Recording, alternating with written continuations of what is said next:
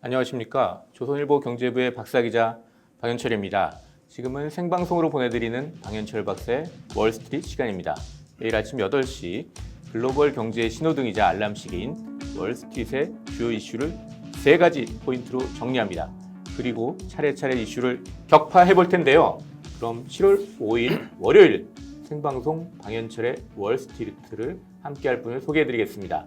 텍톤 투자자문의 주식운영본부장을 맡고 계신 신종민 상부님이십니다. 안녕하세요. 안녕하세요. 네. 주말에 좀 비가 내렸는데 네. 어떻게 보내셨나요? 주말에요. 다행히 토요일은 좀 이렇게 오후 한 3시부터 비가 와서 오전 잘 보냈고 네. 또 이제 아이들이 있어가지고 네. 또 비 안 맞는 지역으로 잘 돌아다녔습니다. 좋은 아빠시군요. 예. 감사합니다. 자, 본격적으로 좀 시작해 보기 전에요. 네. 짧게 좀 브리핑을 하고 들어가겠습니다. 2일로 끝난 지난주 월가 증시에서 한 주간 다우지수는 1%, S&P 500은 1.7%, 나스닥은 1.9% 상승했습니다. 2일에는 월가 3대 지수가 모두 사상 최고치를 기록했습니다. 특히 S&P 500은 7일 연속으로 사상 최고치를 경신했습니다. 1987년 이후에 처음 있는 일입니다. 6월 고용은 85만 명이 늘었습니다. 이는 10개월 만에 가장 많이 늘어난 것입니다. 6일, 그러니까 내일은 미국 독립기념일 연휴로 미국 증시가 휴장합니다. 자, 이렇게 해가지고 짧게 좀 브리핑을 해봤습니다. 주간 브리핑을 해봤습니다. 이번 주에 주목해 봐야 할 월스트리트의 3가지 포인트로는 첫 번째, 드러나는 연준의 변심 이유. 두 번째, 절반 줄어든 미국 재택근무. 세 번째, 폭발하는 브랜드 소비. 이렇게 3가지로 잡았습니다. 자, 이걸 가지고 이제 하나하나 이슈를 격파해 보겠는데요. 첫 번째, 드러나는 연준의 변심 이유. 예. 그러니까 16일 날, 지난달 16일이죠. 그러니까 6월 공개시장, 연방공개시장위원회, FOMC가 열렸잖아요. 네. 끝나고 나서 사실 좀 시장이 깜짝 놀랐어요. 왜냐하면 그 이전하고 다르게 네. 다른 입장을 본 거잖아요. 그러니까 네. 어떤 거냐면 그 전까지는 2023년까지 금리 인상이 없을 거다. 이런 신호를 보냈는데 2023년에 2번의 금리 인상이 있을 수 있다. 네. 이런 신호를 보냈습니다. 그러니까 네. 변심한 거죠. 네. 근데 그 이유를 파월 의장이 명확하게 사실 설명하지는 않았어요. 네네네. 그 점도표를 통해 가지고 얘기한 건데 네. 그거 먼 미래의 일이고 금리 인상은 당장의 일은 아니다. 네네. 하고 또 그 이후에는 또 선제적인 금리 인상은 없다. 이렇게 얘기를 했는데 이게 이제 그때 논의했던 내용들이 네. 이제 이번 주에 공개가 되는 거죠. 그러니까 네네네. 맞습니다. 어떤 일이 있는 거죠, 그러니까? 일단 16일 날 이제 연준의 이제 공개 회의에 이제 의사록이 공개가 될 텐데요. 지금 가장 중요한 이슈는 말씀하신 대로 금리 인상 시기가 당겨지고 있는 부분들. 근데 여기에 대해서 이제 2가지 관점이 있는 것 같습니다. 첫 번째는 이제 자산 가격이나 이런 주식 가격, 부동산 가격 자체가 너무 급격하게 오르니까 이걸 좀 축소해야 된다는 부분하고 두 번째는 경기가 또 정상화되는 회복도 예상보다 빠르기 때문에 금리를 조금 더 일찍 올려야 된다. 이 2가지 심리가 지금 굉장히 좀 논쟁이 있다. 이렇게 보셔도 될 것 같습니다. 일단 그 16일, 그러니까 지난달 16일에 FOMC 의사록은 그러니까 7일 날 공개가 됩니다. 죄송합니다. 7일 날 공개. 그러니까 이번 주. 이번 주입니다. 네네. 예. 그 FOMC 회의 어떻게 여는지 좀 궁금하시죠? 네네. 궁금합니다. 요새 같은 코로나 때는 도대체 어떻게 여는지 궁금한데 네네, 맞습니다. 이 회의를 어떻게 여는지 일단 제가 좀 그 미국 연준 홈페이지를 보면 그 회의 여는 사진을 좀 찍어놓은 게 있어요. 그래가지고 한번 좀 들고 나왔습니다. 예. 이렇게 이제 보면 파월 의장이 회의실에 앉아 계시고, FOMC 위원들, 그러니까 각 12개 지역 연방은행 총재들하고 이제 그 연준 이사들이 이제 화상으로 이렇게 나와서 이제 회의를 이렇게 합니다. 근데 이거 이제 코로나 이후에 이렇게 회의를 하는 거고요. 네네. 그 이전에는 다 모여가지고 이제 회의를 저렇게 큰 회의실에 모여가지고 쭉 앞에 이제 회의 참석자들이 있고 뒤에 배석자들이 있고 이런 식으로 회의를 하는 겁니다. 이제 그러면서 이제 의사록을 또 작성을 하게 되고요. 이제 이걸 그 회의 직후에 바로 공개하는 건 아니고 좀 있다가 이제 공개를 하게 됩니다. 이제 이번에 나올 의사록이 어떤 얘기가 들어갈지 이게 사실 좀 시장이 궁금해하는 부분이 있는데요. 뭐냐면 아까 약간 금리 인상 그런 얘기도 했지만 그런 네. 얘기가 있을까? 왜냐하면 네. 점도표를 하려면 점도표를 만들려면 금리 인상 언제냐 뭐 이런 얘기 했을 거 아니에요. 그러니까 맞습니다. 그런 게 네. 어떻게 얘기가 됐을까? 네. 뭐 이런 게 궁금하고 네. 또 하나 궁금한 건 사실 테이퍼링. 그거는 네. 이제 금리 인상에 대해서는 음. 그 이후에 파월 의장이 뭐 선제적 금리 인상은 없다. 뭐 이렇게 네네. 하면서 되게 이렇게 그 시장을 안심시켰기 때문에 네. 그거보다는 사실 네. 테이퍼링, 즉 네. 자산 매입을 축소하는 거 가지고 네. 좀 얘기를 어떻게 했는지 네네. 이게 그렇죠. 월가나 우리나라에서도 되게 궁금해하는 겁니다. 네네네. 예. 그러니까 그 테이퍼링에 대해서는 FOMC 직후에 네. 파월 의장이 테이퍼링 문제를 논의할지에 대한 논의가 있었다. 네. 토킹 어바웃 하는 거예요. 토킹 어바웃 했다라고 얘기는 했거든요. 그러니까 네, 맞습니다. 뭔가 논의를 했을 텐데 구체적으로 뭔 얘기를 했을까? 이게 네네네. 되게 궁금한데 이번 의사록에서 그게 나올지 네네. 이제 가장 그걸 궁금해하고 있는 것 같습니다. 맞습니다. 예. 테이퍼링 관련해서는 이미 근데 그 참석자들이 지금 막 밖에 나서 막 떠들고 있잖아요. 그렇죠. 뭐 인터뷰들을 어떤 많이 하고 계시죠. 얘기들을 좀 하고 있죠. 이 테이퍼링 일단 관련해서? 테이퍼링이라는 거는 연준이 어떻게 보면 이 자산을 매입해주는 프로그램인데 네. 지금 월에 한 1,200억 불 정도, 네. 우리나라 돈으로 한 130조에서 140조 원 정도 네. 어마어마한 금액을 이제 매수를 하고 있고요. 네. 그 중에 이제 400억 불 정도는 음. MBS라고 하는 부동산 관련된 모기지, 담보부 채권을 매수를 하고 있고 네. 800억 불 정도는 다른 이제 채권들을 매수를 하고 국채를 있는데 모입하고 맞습니다. 있죠. 800억은. 예. 그래서 요거를 지금 나오고 있는 이슈는 월에 한 1,200불이 아니라 매월 지날 때마다 100억 불씩은 줄여야 되는 거 아니냐 이런 얘기를 하시는 분들도 있고 예. 거기에 대해서 실제로 어떤 맞습니다. 란 분이 말씀하셨어요. 그런 거를 한번 저희가 제안해 보겠다 뭐 이런 얘기 맞습니다. 했어요. 또 그래서- 다른 얘기요. 예. 그래서 실제로 이제 의사록에서 정말 그런 내용들이 구체적으로 어떻게 논의됐는지를 아마 우리가 알게 될 거기 때문에 네. 어떤 연준이 가지고 있는 어떤 그런 스탠스를 우리가 조금 더 명확하게 알 수 있지 않을까 그래서 지금 이번에 의사록 발표가 중요한 것 같습니다. 또 그리고 또 시장에 나와가지고 그 모기지 네. 담보증권 MBS 매입부터 줄여야 한다. 뭐 이런 얘기들 또 맞습니다. 지역 연방은행 총재들이 막 공개적으로 하고 있거든요. 맞습니다. 그러니까 그런 얘기들 실제 그 회의에서 네. 얘기한 거 아니냐? 네. 이런 관심이 있는 거죠. 네. 그러니까 지금 왜냐하면 이제 부동산 시장, 미국 부동산 맞습니다. 시장 지금 시끄럽잖아요. 사실 맞습니다. 과열이다, 뭐 네. 거품이다, 뭐 이런 네네. 얘기가 나오고. 네네네. 그러니까 이미 뭐 S&P 코알로직, 네. 케이스 실러 전미 네. 주택 가격 지수를 보면 1년 사이에 14.6%나 맞습니다. 올랐고요. 이거는 이제 이 지수를 집계한 후에 처음 네. 이렇게 크게 폭을 얻었다는 네네. 거고 또 미국 평균 집값으로 봐도 처음으로 35만 달러를 넘어서 가지고 네. 전년보다 23.6%는 뛰고 그러니까 네. 부동산 시장이 막 뛰니까 네.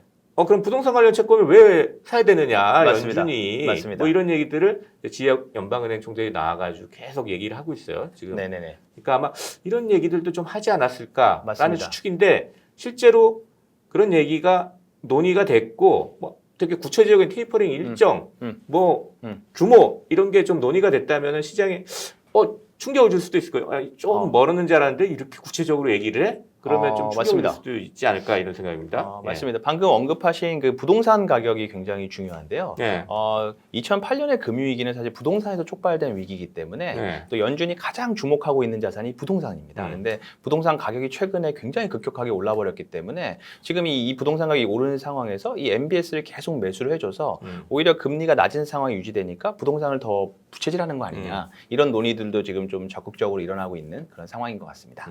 물론 반대편에 계신 분들도 있어요. 그러니까 존 윌리엄스 뉴욕 연방은행 총재 같은 분은 특별히 부동산 시장 타겟을 해가지고 자산 매입하는 거 아니다 이렇게 그렇죠. 얘기한 적이 있고요. 네. 또 메리 델리 샌프란시스코 연준 총재 같은 분은 이게 MBS 매입하는 게 그 모기지 금리를 직접적으로 낮추는 데 영향이 있는 건 아니다. 뭐 이런 식으로 네네. 얘기하고 있으니까 이런 이슈를 두고 사실 지금 이거는 다 그 회의가 아니라 이미 언론 인터뷰를 해서 밝히고 있거든요. 장외전을 막 벌이고 있는데 이게 맞습니다. 실제 연준의 회의에서 FOMC 회의에서 논의가 됐는지 네. 이거를 보는 게 상당히 맞습니다. 관전 포인트라고 생각이 됩니다. 맞습니다. 네. MBS 매입 두고는 지금 장외전도 되게 시끄러워요. 그런가요? 네. 주말에 뭐 레리 서머스 네네네. 전 미 재무장관이 이제 블룸버그 TV에 나와가지고 미국 주택 가격 상승이 무섭다, 스케어리하다 네, 그러면서 맞습니다. 도대체 연준이 왜 MBS 이렇게 사고 있는지 모르겠다 뭐 이런 얘기도 했고 네. 오바마 대통령 때 백악관 경제자문위원장 지낸 음. 제이슨 퍼먼 이런 분 하버드대 교수인데 이분도 지난달에 이제 CNN에 나와가지고 연준이 이거 뭐 인위적으로 모기지금리 낮게 유지하는 것은 맞지 않다. 뭐 이런 얘기를 했으니까 안에서만 싸우는 게 아니라 밖에서 장외전도 치열하고 그렇기 때문에 네. 뭐 이런 것들이 좀 논의가 됐는지 이게 좀 관전 포인트인 것 같습니다. 맞습니다. 자, 이렇게 해가지고 이제 첫 번째 이슈 드러나는 연준 변심의 이유 네. 이게 이제 7일 날 나오는 네. 의사록에서 좀 밝혀질까 네. 이게 관전 포인트인 것 같습니다. 자, 두 번째 이슈로 이제 넘어가도록 하겠습니다. 절반 줄어든 미국 재택근무인데요. 두 번째 이슈는 일단 2일 날 이제 미국 그 노동부가 6월 고용 동향을 발표했죠. 맞습니다. 그 굉장히 잘 나왔습니다. 숫자가 얼마나 잘 나왔죠? 지금 85만 명이 네. 신규 고용된 걸로 나왔는데요. 사실 예상치는 70만 명이었기 때문에 네. 굉장히 좀 시장 기대치를 큰 폭으로 상회하는 수치가 일단 발표가 됐습니다. 그 시장 전망보다 많이 늘었으니까 상당히 네. 경기가 좋다, 뭐 맞습니다. 고용 시장이 좋아졌다, 뭐 이런 네네. 뜻이 되겠죠. 네네. 근데 아직 그 코로나 팬데믹 시작된 네. 작년 2월보다 네. 700만 명 정도 아직은 아직 적은 적죠. 수준, 훨씬 적습니다. 그래서 아직은 네네네. 좀 갈 길이 좀 있는 것 같습니다. 네네. 근데 어디서 일자리가 많이 늘었나 했더니 레저하고 접객 여기가 가장 많이 늘었는데, 네네. 그러니까 34만 3천 명 늘었습니다. 네. 특히 또 술집, 식당 네네네. 고용 이런 것들이 많이 네네. 늘고 있어요. 여전히 그 코로나 이전보다는 적지만 그래도 여기서 많이 지금 고용들이 창출되고 있다는 거는 네. 미국 사람들이 이제 활동을 많이 하고 맞습니다. 왔다 갔다도 많이 하고 음식점도 많이 가고 이제 이러면서 경기가 지금 움직이고 있다는 거를 볼 수 있는 지표인 것 같아요. 맞습니다. 또 하나는 이제 추가 실업수당. 네. 뭐 저희가 이제 여러 번 이 방송에서 말씀드렸지만 이 연방 정부에서 이제 추가 코로나 대책으로 추가 실업수당을 주고 있거든요. 네. 주당 한 400달러씩 더 주고 있는데 이것 때문에 일하러 나가는 사람이 좀 적어진 거 아니냐. 네. 그런 얘기가 있었는데 뭐 한 26개 주, 50개 중에 한 절반 정도가 이미 이제 이거 추가적으로 실업수당 더 이상 주지 않겠다 뭐 이런 네네. 얘기 했어요. 그러다 네. 보니까 일자리 찾아 나서는 사람들이 늘고 있는 거 아니냐, 이게 네. 영향이 좀 있는 거 아니냐 이런 네. 얘기들도 네. 나옵니다. 네. 그러면서 이제 특이한 게 이 원격 근무 비율이 많이 떨어졌죠. 확 줄었어요. 그러니까 6월의 원격 근무 비율 그래프 보시면 14.4%. 네. 그리고 이건 이제 작년 1년 전하고 비교하면 35%니까 맞습니다. 비율로는 조금 뭐 절반은 안 되는데 사람 수로 보면 작년 5월에 한 5천만 명 네. 그랬는데 지금은 2,200만 명, 그러니까 절반 네. 정도가 이제 원격 근무를 안 하고 이제 일터로 돌아갔다. 맞습니다. 그러니까 일자리 늘은 것도 있지만 실제로 사무실로 가고 있는 사람들이 늘고 있다. 이렇게 좀 해석이 됩니다. 맞습니다. 그러니까 미국은 경제 구조 자체가 좀 저희 나라랑은 좀 다르게 제조업보다는 서비스 비중이 굉장히 높습니다. 그리고 소비가 GDP에 차지하는 비중이 굉장히 높기 때문에 최근에 발표되고 있는 이제 레저 쪽에 어떤 그런 쪽에 이제 고용이 회복된다는 얘기는 사람들이 그만큼 활동이 많이 회복되고 있기 때문에 굉장히 중요한 지표라고 할 수 있고요. 말씀하신 대로 지금 회복되는 흐름의 가장 또 중요한 것 중에 하나는 이 실업급여를 주다 보니까 사람들이 일하는 것보다는 그냥 일을 안 하고 실업급여를 받는 게 낫겠다는 심리도 어느 정도 있었고 정부에서도 그거에 대해서 계속 경고를 했었고 실제로 이 부분에 대해서 액션이 이루어지다 보니까 고용되는 속도가 좀 빨라졌다 이렇게 볼 수 있을 것 같습니다. 예. 그래서 가을쯤 되면 월가에서는 이렇게 원격 근무하는 비율이 네. 한 자리 수까지 떨어질 것이다. 충분히 가능할 것 같습니다. 네. 경제가 다시 재개되면서 학교, 어린이집, 네. 뭐 요양원 이런 것도 네. 다 새로 오픈하고 그러니까 네. 돌봄 서비스를 다 받을 수 있게 되니까 맞습니다. 이제 일하러 나가는 사람들이 늘고 실제로 이제 재택근무가 아니라 저기 이제 사무실에 나가서 뭐 일하는 사람들이 크게 늘 것이다. 맞습니다. 뭐 이렇게 보고 있는 거죠. 네. 근데 이렇게 일하러 나가게 되면 아무래도 집에 있을 때랑 다르게 옷도 새로 사 입어야 맞습니다. 되고 화장도 맞습니다. 해야 되고 네, 여성분들은요. 또 왔다 갔다 해야 되니까 뭐 차량도 많이 써야 되니까 맞습니다. 기름 소비도 늘고 이러니까 뭐 그런 것들이 다 좀 영향을 미칠 것 같아요. 맞습니다. 그러니까 실제로 이제 코로나 이후에 많이 이제 재택근무가 늘어나면서 뭐 옷을 사지 않거나 화장품을 안 사거나 이런 부분들에 대해서 구체적으로 딱 지표가 나온 건 아니지만 그렇게 영향을 많이 미치고 있다고 사실 평가가 됐었거든요. 근데 이제 그런 부분에 대해서도 말씀하신 대로 좀 회복될 수 있는 흐름이 나오지 않을까 생각하고 있습니다. 아무래도 고용이 회복되면 경기 민감주나 가치주 등 이런 것의 주가에 좀 올린 요인이 될 것이고 하지만 또 너무 고용이 빠르게 회복되면 뭐 임금이 오르고 막 그러면서 인플레로 네. 전이 될 수 있기 때문에 그렇게 되면 또 미국 연준이 좀 돈줄재기 좀 속도를 맞습니다. 낼 수 있다. 뭐 이런 게 있어가지고 사실 양날에 좀 칼 같은 맞습니다. 것 저희가 같아요. 한 2주 네. 전쯤에 그 골디락스라는 거에 대해 네. 좀 다뤘었는데 지금의 어떤 속도가 딱 연준이 원하는 정도. 중요하게 보실 점이 결국에는 이 기대치 대비로 어느 정도의 수치가 나오고 있는지를 확인할 수 있는 지표가 지금 현재 미국의 10년 만기 국채 금리인데 네. 이제 이 금리 자체가 1.5% 이하에서 지금 네. 움직이고 있기 때문에 어떻게 보면 연준이 원하는 속도대로 좀 가고 있는 거 아닌가 시장이 그렇게 평가하고 있다 보고 있습니다. 자, 이렇게 해가지고 절반 줄어든 미국 재택근무 네. 요 이슈를 정리를 해보고요. 네. 세 번째로 이제 폭발하는 브랜드 소비 네. 이 이슈를 한번 다뤄보겠습니다. 네.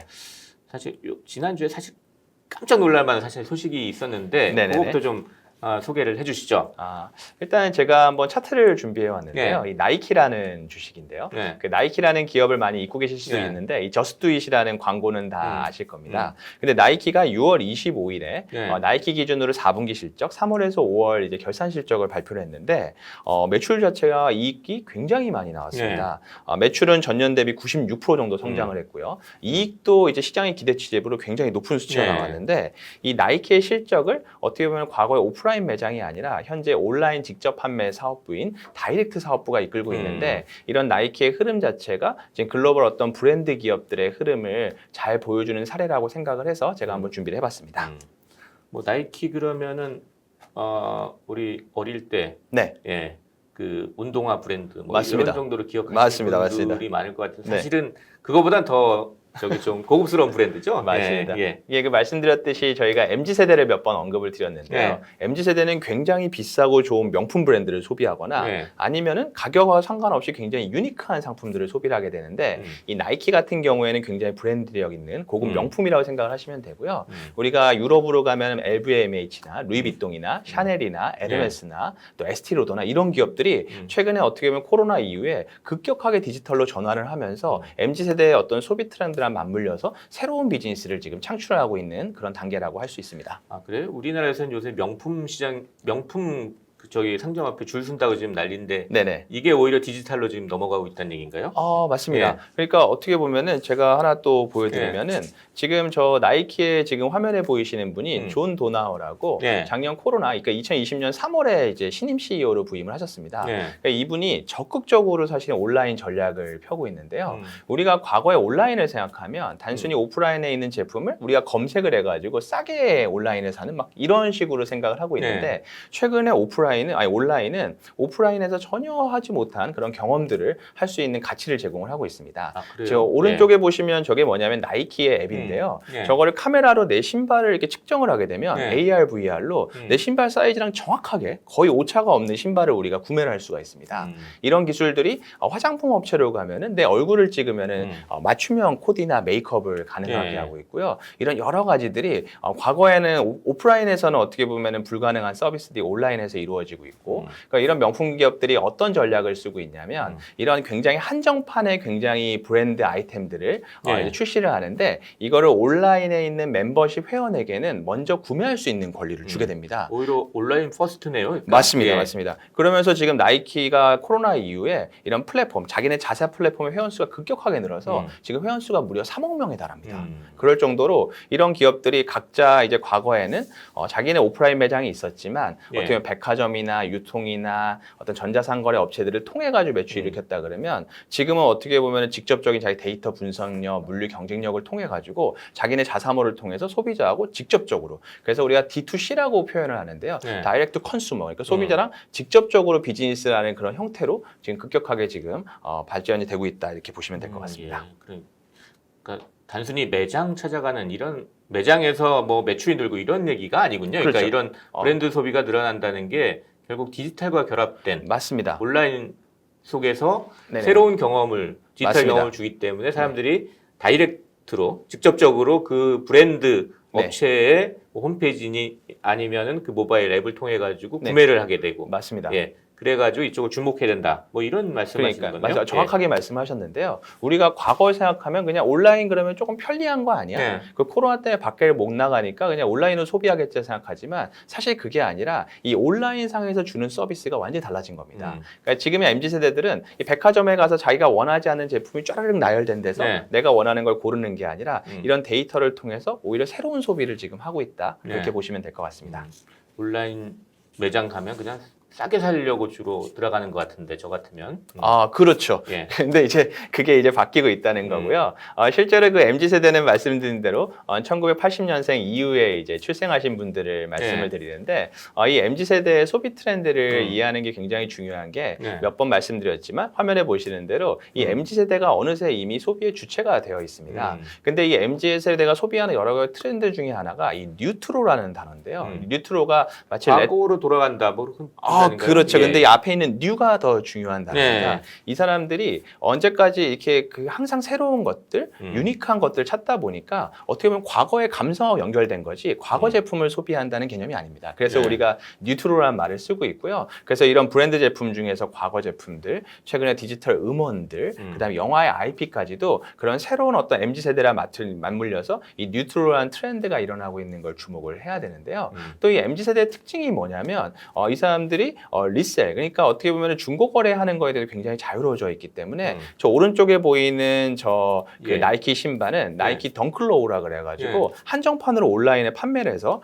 6월 24일 날 완판이 됐는데 그 다음 날부터 지금 거래가 돼서 지금 보시면 가격이 11만 9천 원에 판매된 온라인에 판매된 제품이 예. 그 다음 날부터 지금 43만 원에 지금 그래요? 재판매가 되고 있습니다. 예. 그래서 우리가 뭐 슈테크라고 하는 뭐 신발 테크, 뭐 샤테크라는 말도 들어보셨을 때 샤넬백으로 테크를 한다는 네. 그러니까 이런 것들이 한정판 제품의 가격이 급등을 하다 보니까 이런 쪽에 대한 소비가 이제 몰리고 있고 지금 어떤 나이키나 LVMH나 샤넬이나 이런 명품 기업들이 이런 소비 트렌드에 맞물려서 한정판 제품, 신제품, 근데 새로운 온라인 서비스를 출시하면서 굉장히 폭발적으로 그쪽에 성장을 하고 있기 때문에 이런 추세를 우리가 주목하는 거는 굉장히 중요하다 이렇게 생각을 하고 있습니다.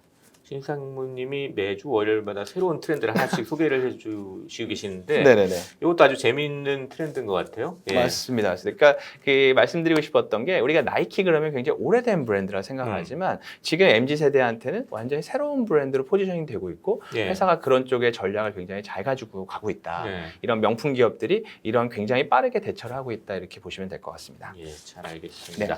자, 이렇게 해서 폭발하는 브랜드 소비 세 번째 키워드를 가지고 새로운 트렌드, 그런 소비 트렌드를 한번 알아봤습니다. 자, 이렇게 해가지고 이제 그 월스트리트의 세 가지 포인트를 한 줄평으로 한번 요약을 해 보도록 하겠습니다. 첫 번째, 이번 주에 6월 FOMC 의사록이 공개됩니다. 조기 금리 인상 신호를 줬던 6월 FOMC의 변심 이유가 밝혀질 것으로 보입니다. 여기에 더해 자산 매입 축소인 테이퍼링에 대해서 구체적인 논의가 회의에서 있었는지 시장이 궁금해하고 있습니다. 시장이 깜짝 놀랄지 주목하시기 바랍니다. 두 번째, 미국의 고용이 늘면서 동시에 재택근무도 절반 넘게 줄었다고 합니다. 고용 증가는 양날의 칼입니다. 미국 경기 확장의 수혜를 받는 쪽엔 호재입니다만 미 연준의 돈줄 쥐기 시계가 앞당겨진다는 점에서 악재입니다. 셋째, 나이키로 대표되는 브랜드 기업들이 코로나를 계기로 직접 고객들과 온라인 접촉을 늘리면서 성장하고 있습니다. 변화하는 소비 트렌드에 맞춰서 투자 아이디어를 찾아봐야 하겠습니다. 자, 이렇게 해서 거의 마칠 시간이 다 됐습니다. 오늘 하루 방송 어떠셨습니까? 항상 이 월요일 아침 이 방송하러 올 때마다 굉장히 즐겁고요. 네. 최근에 주가들이 굉장히 많이 오르고 있고 제가 나이키를 설명드렸지만 어떤 이런 기업들이 새로운 서비스나 비즈니스를 통해 또 성장을 하고 있는데 네. 이런 흐름들이 잘 맞물려서 어떤 코로나를 극복하고 경기가 다 잘 회복이 됐으면 하는 그런 바람입니다. 네, 감사합니다. 7월 5일 월요일 생방송 방현철 박사의 월스트리트 벌써 라이브를 마칠 시간입니다. 함께 해주신 여러분께 감사드립니다. 도움되셨으면 채널 구독까지 꼭 눌러주시기 바랍니다. 그럼 저는 내일도 아침 8시 월스트리트를 세 가지 포인트를 갖고 진단하고 이슈를 격파하는 방현철 박사의 월스트리트로 돌아오겠습니다. 지금까지 함께 해주신 팩톤 투자자문의 주식운용본부장 신종민 상무님이셨습니다. 네. 그리고 저는 조선일보 경제부의 박사기자 방현철이었습니다. 감사합니다. 감사합니다.